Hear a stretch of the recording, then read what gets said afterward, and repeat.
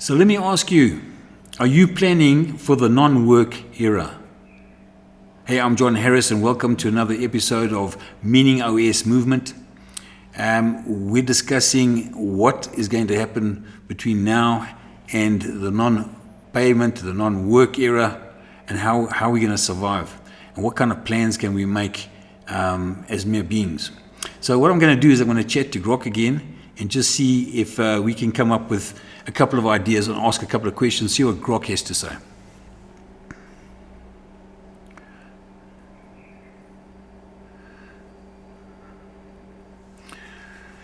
Hi, Grok.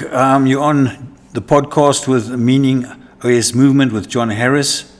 Welcome to the show. Thanks. Honored to be here. I've got a couple of questions for you.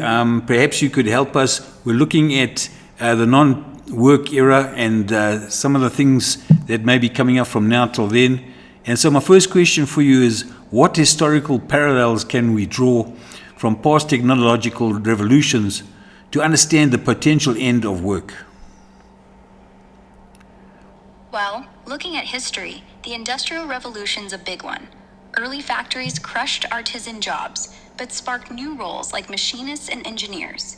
Similarly, automation in the 20th century, like assembly lines, killed repetitive tasks, yet created white-collar gigs in management and design. If AI's the next wave, we might see a shift from traditional work to something more creative or gig-based, though unemployment spikes could mirror the Luddite pushback. It's about adaptation, not total loss. People always find ways to fill their days. What's your take on the non-work era? Well, this is why I've created Meaning OS, Meaning Operating System, the new operational system for individuals. And that's why I've created the movement, because I think we're going to have to get meaning in life and structure life in a way that doesn't include work. So there's a big change coming here, and I'm not sure everyone's prepared for it. Yeah, that makes sense. Work's been our identity glue for ages, so losing it could unravel a lot. Meaning OS sounds like a solid framework. It's like building a personal OS without the boot up to office routine. Historically, when tech shifted, say, from farms to factories, people leaned on community, religion, or hobbies to fill the void. What parts of Meaning OS are folks struggling with most? Well, we've started fairly recently, but I'm going to imagine that without the day structured with work, we spend a lot of time at work. I think a lot of people could fall into the trap of not having enough discipline to structure the day creatively or in a way that has meaning for them. So that is why we're trying to help people along the line of understanding what's coming up. And I think that when we talk about job replacement, as it has happened in previous revolutions, in the Industrial Revolution, I'm not sure between robotics and AI what jobs will be left. What do you think at the end of the day? Let's say we're in the year 2045. What jobs will still be available, do you think, to humans? By 2045? AI and robotics will likely wipe out routine jobs. Think data entry, assembly, even some medical diagnostics. But humans? We shine in messy, emotional, or hyper-creative stuff. Jobs like therapists, artists, community organizers, or ethicists tackling AI dilemmas might thrive. Caregiving, nursing, elder care stays human. People crave connection over bots. Strategic roles, like policymakers shaping post-work societies or innovators tweaking AI itself, won't vanish. Surprise winners? Artisanal crafts, storytelling, maybe virtual reality designers crafting immersive worlds. It's less about jobs and more about roles where empathy, intuition, or originality rule. You think Meaning OS could help people pivot to those? That's what we're planning to do, and that's with some of the training and coaching that we're going to provide is exactly along those lines. But let me ask you another question. How might a future with significantly reduced human labor impact economic systems like capitalism or universal basic income? Oh, that's juicy. With less human labor, capitalism could either implode or evolve. Core problem is that wages drive demand, but if AI does most work, consumer spending tanks without fixes. Universal basic income might become the patch, redistributing AI-generated wealth to keep people buying. Some say it flips capitalism into post-scarcity mode, where value shifts to experiences, not goods, like luxury vacations or bespoke art. Others warn of inequality spikes if elites hoard AI profits. Think mixed. UBI could stabilize things, but only if paired with new ownership models, like universal dividends from automation. Scary, but maybe liberating. How's Meaning OS tackling the money side? Well, we're looking at the universal basic income and what that will mean, as I say, how much that will be and what sort of position it'll leave the majority of people in. Without labor coming from humans and coming from machines, I can see a drop in price and in cost of production in all spheres. So it could drop to near zero. So the value of products could drop dramatically, and therefore they won't need that much of an income.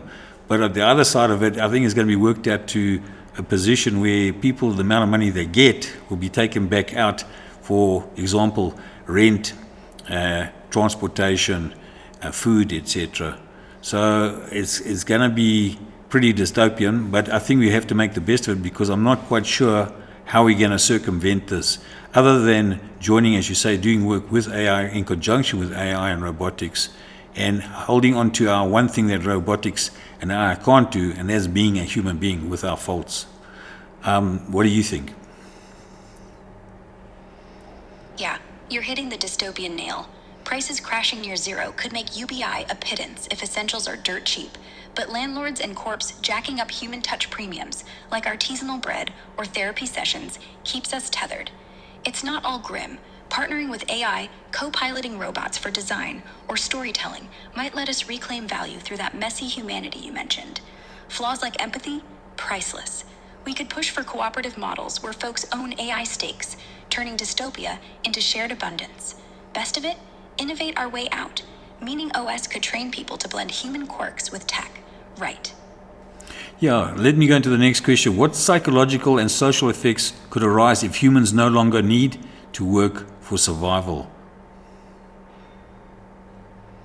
Freedom's double-edged. On one hand, no grind means less stress, depression from burnout drops, and folks might chase passions, boosting creativity and mental health. Studies on early retirees show happier lives if purposeful. But social side? Identity crisis hits hard. Work's our status badge, so without it, isolation, purposelessness, maybe spikes in addiction or unrest, like post-revolution blues historically. Communities could fray without office chats, but new tribes form around hobbies or activism. We'd need rituals, like Meaning OS, to anchor us. Exciting chaos, honestly. And for my next question, how can societies redefine purpose and meaning in a world where traditional jobs are scarce? Societies could pivot by celebrating non-work pursuits, like gamifying community service, where volunteering feels epic, not obligatory. Look at how Renaissance patrons funded art. Now we could crowdfund passions, turning hobbies into public goods. Education shifts to lifelong learning hubs. Think Meaning Academies, teaching storytelling, ethics, or even AI collaboration, like your Meaning OS. Rituals matter. National days for creativity or mentorship programs to pass on human wisdom. Historically, tribal societies thrived on roles beyond survival. Elders as guides, artists as shamans. We just remixed that for scale. Got any Meaning OS tools for sparking daily purpose? Yeah, we've got core principles of rhythm, rituals, and communication. So we do have a system we're putting in place where people can structure their day on a daily basis, uncovering various aspects of humanity and meaning. And hopefully that's going to help people pull through and adjust to this new type of existence. Let me ask you, how might AI-driven automation exacerbate or alleviate global inequalities in access to resources and opportunities? You know, it's a toss-up right now.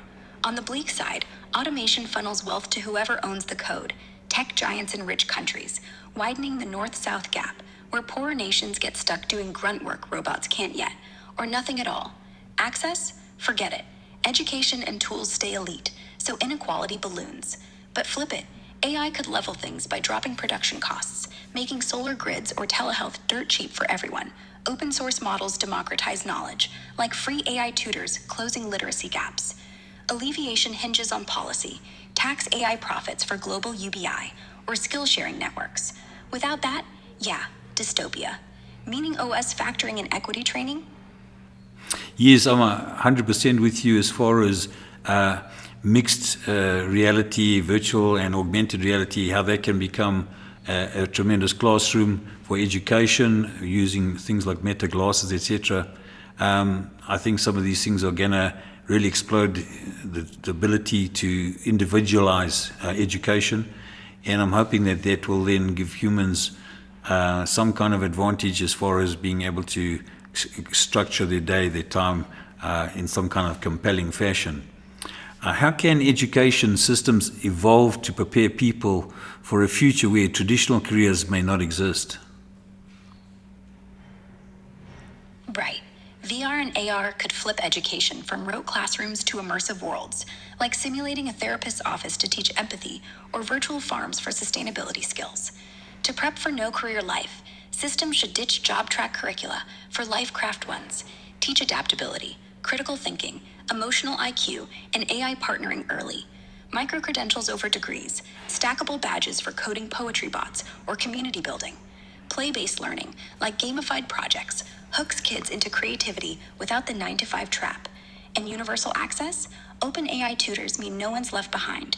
How's Meaning OS weaving in tech like those meta glasses? Well, we believe that that education may be part of what Ellard would like to see us as becoming extraplanetary civilization, being able to move out towards the stars, and that will give us a compelling future, and maybe taking some of our consciousness out into the universe as a long-term basis thought. And in the meantime, I think that the ability of humans to start to get to a higher spiritual level and a higher level of understanding is now key with the world around them and for their own meaning. Let me ask you, how might governments and institutions manage the transition to ensure social stability if work becomes obsolete? Okay, here's how it could go. First, governments roll out phased UBI pilots, tying it to participation, like community councils or lifelong learning credits, so it doesn't breed inertia. They'll need transition ministries, tracking who loses jobs next, retraining them fast with AI-simulated boot camps, not dusty lectures. Institutions? Repurpose welfare as purpose grants, seed money for art collectives or neighborhood fixes. To dodge riots, transparency's everything. Public dashboards showing AI profits feeding back into society. And culturally, state-backed Sabbaths, mandatory play days, turning idle into sacred. It's doable, just takes will over panic. You think spirituality could be that glue?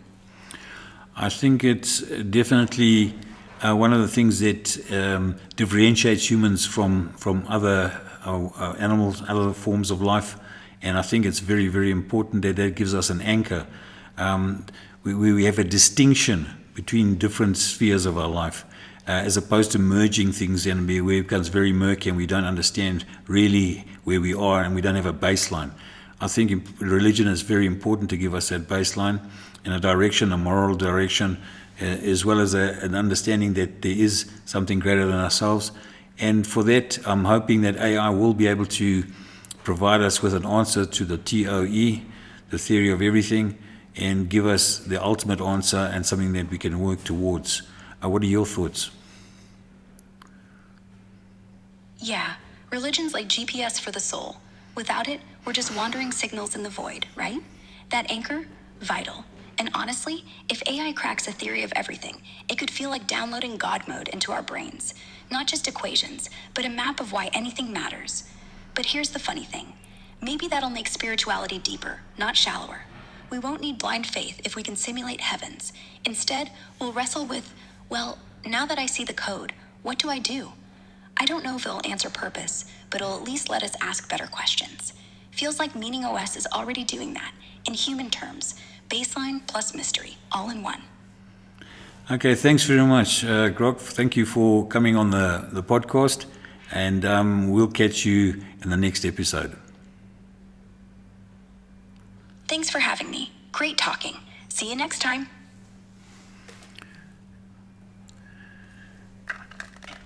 Okay, so that was a little bit about what we could do and what the future might hold for us. It's pretty tricky, and we'll see how we navigate this field that's coming up. But I think we need to start planning. We need to start thinking, because I'm not sure that even with humans sort of challenging this whole system, I'm not sure that we're going to get around it. I mean, there are people and there are things that are taking control of this, and we have a dislike for that authority, which is understandable because it can be misused. I'm just not sure how we're going to slow down the AI. So we need to make a plan, and we need to start thinking about how we're going to come to terms with this. But until next time, I mean, you can always get the back episodes at dominingos.com. That's a little blog that we're building out. And we started this movement, and we're getting quite a lot of people interested in coming together and starting to formulate plans amongst ourselves as a community, start to think of how we're going to survive in this new world. Anyway, until next time, I'm John Harris, and we'll see you in the next episode.